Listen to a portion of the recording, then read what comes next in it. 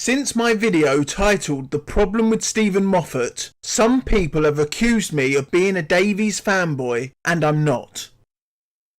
Did I enjoy the Davies era more than the Moffat era? Definitely. But that doesn't mean that I'm totally blind to the problems that plagued the Davies era. So to prove I'm not a complete buffoon who claims that Davies era is superior to any other eras, I'm going to go through a list of things that maybe aren't as good as you remember them being. So let's begin the problem with Russell T Davies by starting with his doctors. And already this video is a contradiction, as I'm about to say there was no problem with the Eccleston version of the Doctor. But that's only because he didn't overstay his welcome.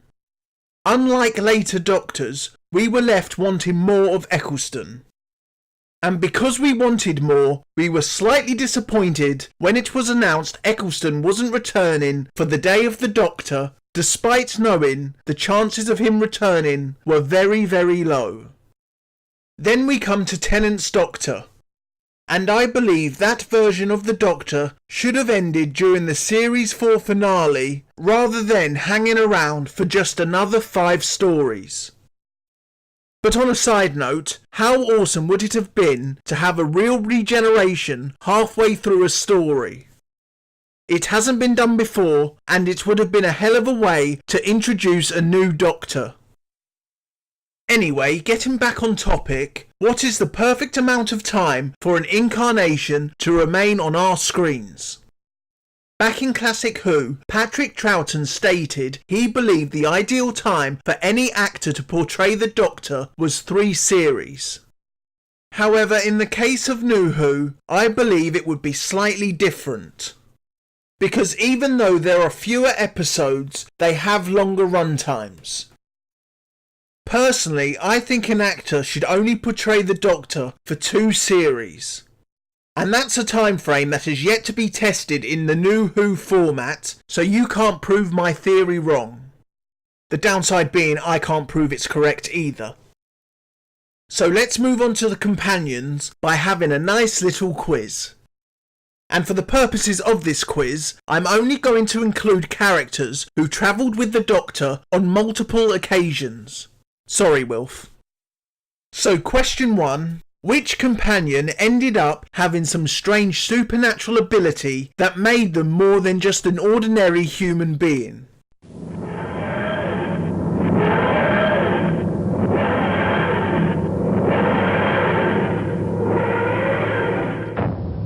The answer is Rose, Jack and Donna.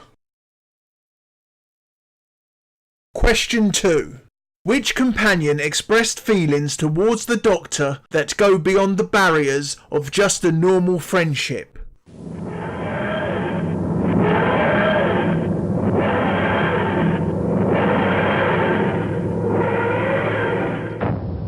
The answer is Rose, Jack and Martha.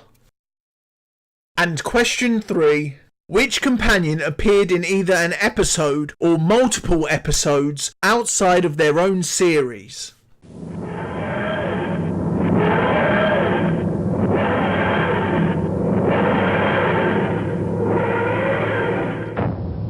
The answer is all of them.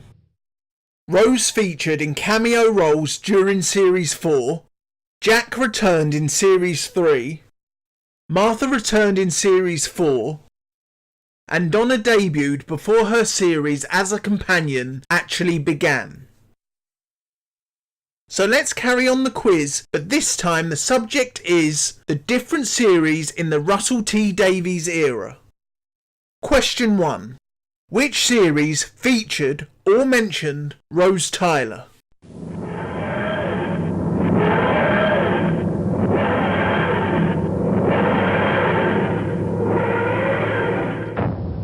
That's right, all of them. Although not present in Series 3, she was featured in a flashback when the Doctor reminisces about their time together. Question 2. Which series ended with a story that featured the Daleks?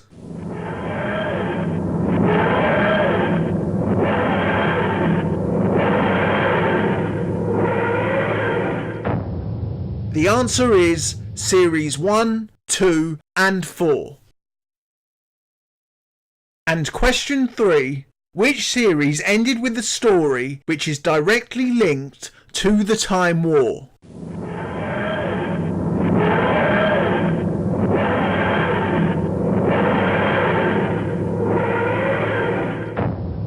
Once again, it's all of them. Series 1 had the surviving Dalek Emperor create a fresh batch of Daleks. Series 2 had the Cult of Skaro. Series 3 had the Master, who explained how he escaped the Time War. Series 4 had Davros, who supposedly died in the Time War, but was then saved by Dalek Khan. And the specials had Rassilon. And I don't think that one really needs explaining. So there it is, the problem with Russell T Davies. Now in my video on the problem with Steven Moffat, I said what annoyed me the most about his era was the repetition. But after making this video, I've realised there was a lot of repetition in the Davies era too. So why doesn't it bother me that much? Am I wrong to say Moffat's era was bad because of the repetition?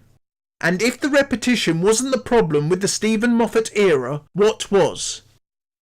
And after thinking it over, I think I may have the answer. During the Russell T Davies era, his opinions were presented as just that, whereas Steven Moffat's opinions were presented as facts, and anyone who didn't have the same values as him were mocked because of it.